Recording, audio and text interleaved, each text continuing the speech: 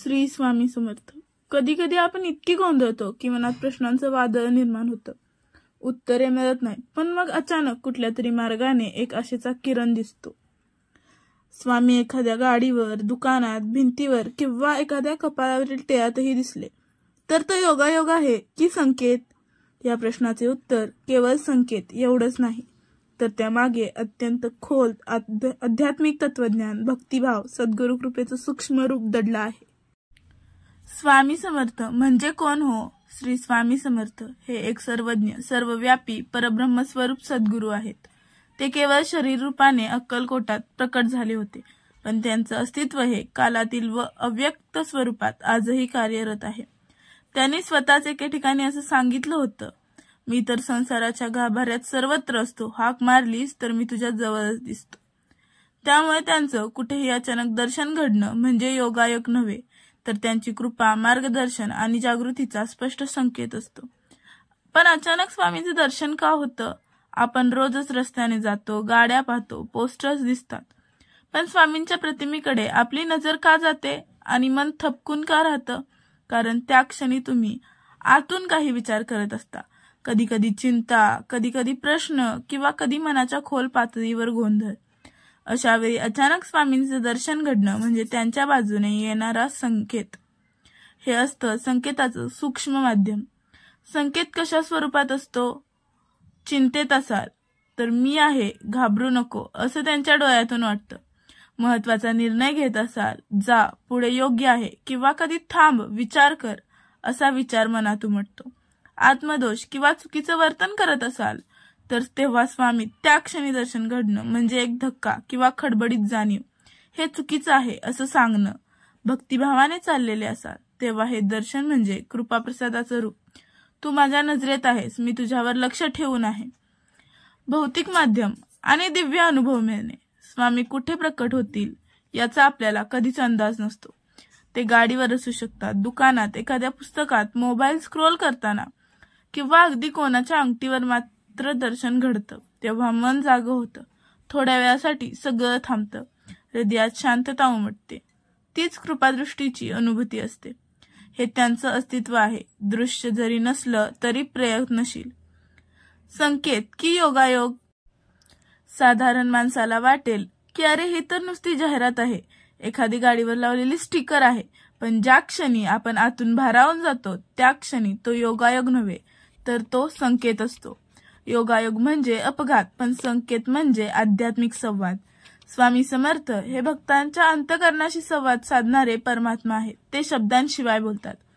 संकेतांचं मूळ अंतरात्मा आणि सद्गुरूंचं नातं. सद्गुरू आणि शिष्य यांचं नातं हे फक्त बोलण्याचं नसतं, तर ते हृदयाच्या कंपनामधून, भावनांच्या लहरींमधून आणि आकलनाच्या क्षणातून संवाद घडतो. जेव्हा तुम्ही तयार असता आणि तुम्हाला दिशा हवी असते, तेव्हा स्वामी तुम्हाला त्यांच्या उपस्थितीची जाणीव करून देतात.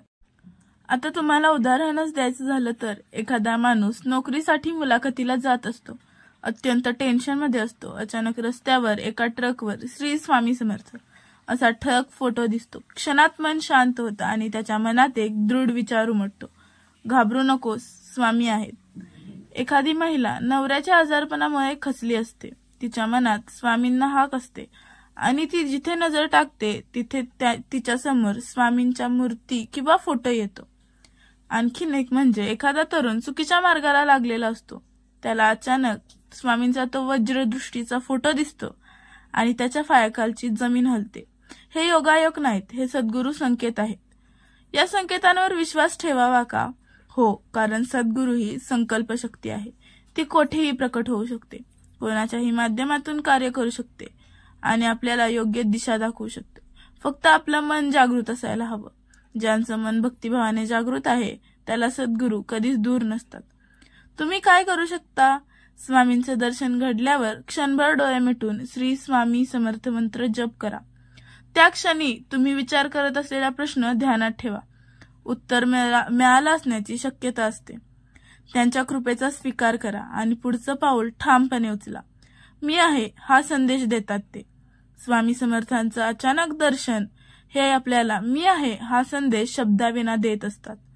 हे दर्शन म्हणजे तू एकटा नाहीस, मी तुझ्या सोबत आहे असा जिव्हाळ्याचा आधारदायक अनुभव. हा अनुभव इतका गहिरा असतो की तो मनात दीर्घकाळ रेंगाळतो. आपलं मन एरवी अस्थिर असतं, पण स्वामींचं दर्शन झाल्यावर क्षणात स्थिरता निर्माण होते. ते कोणाच्या तरी माध्यमातून स्वतः प्रकट होतात. स्वामी समर्थांनी त्यांच्या चरित्रात अनेक ठिकाणी दाखवलं आहे की ते कधी माणसाच्या, कधी पशुपक्ष्यांच्या, तर कधी एखाद्या साध्या वस्तूच्या रूपाने सुद्धा प्रकट होऊ शकतात. आजही ते कोणाच्याही मुखातून, एखाद्या गाण्याच्या ओळीतून, मंदिरातील घंटा आवाजातून किंवा दिवसेंदिवस दिसणाऱ्या फोटो सूचित करतात. एखादा अनोळखी माणूस तुमच्याशी स्वामी नामाने बोलतो हे देखील त्याचंच सूचक प्रकट रूप असू शकतं. तुम्ही त्यांना हाक मारली असेल आणि ते लगेच प्रतिसाद देतात. अनेकदा आपण संकटात आपल्या मनात स्वामींना हाक मारतो, स्वामी मला मार्गदर्शन हवंय, स्वामी मला समजत नाहीये काय करावं. आणि अशा वेळी काही क्षणात अगदी अनपेक्षित ठिकाणी त्यांचं चित्र किंवा नाव डोळ्यांसमोर येतं. हे त्याचं त्वरित प्रतिसाद देणं असतं. आपण जरी ते विसरलो तरी ते आपल्याला विसरत नाहीत. त्यांचं दर्शन म्हणजे स्मरणाची जाणीव. कधी कधी आपण भक्तीच्या मार्गावरून थोडं दूर जातो, दुनियादारी ठरवतो. तेव्हा अचानक झालेलं स्वामींचं दर्शन हे जणू सांगतं, कुठे हरवलास, मला विसरलास का, परत ये माझ्याकडे. हे दर्शन एक प्रकारे मनाची घंटा असते, जी आपल्याला पुन्हा साधनेच्या, भक्तीच्या वाटेवर वळवते. त्यांचे डोळे जणू प्रश्न विचारत असतात, माझं स्मरण चालू आहे ना, विसरला तरी नाहीस ना. काही वेळा हे संकट टळल्याचा इशाराही असू शकतो. काही भक्त सांगतात की संकटाच्या काही क्षणांपूर्वी त्यांना स्वामींचं चित्र, नाव किंवा आवाज जाणवतो आणि पुढच्या क्षणी संकट टळतं. हे त्यांचं संकटे दूर करण्याचं कृपारूप आहे. आपल्याला हे कळत नाही, पण ते अदृश्य पातळीवर आपलं रक्षण करत असतात. सतत दर्शन होणं म्हणजे साधनेचं स्मरण पात्र. जर तुम्हाला दिवसागणिक, वारंवार, अगदी छोट्या छोट्या ठिकाणी स्वामींचं दर्शन होत असेल तर याचा अर्थ स्वामी तुम्हाला त्यांच्या जवळ खेचत आहेत. त्यांनी तुमच्यावर लक्ष केंद्रित केलं आहे.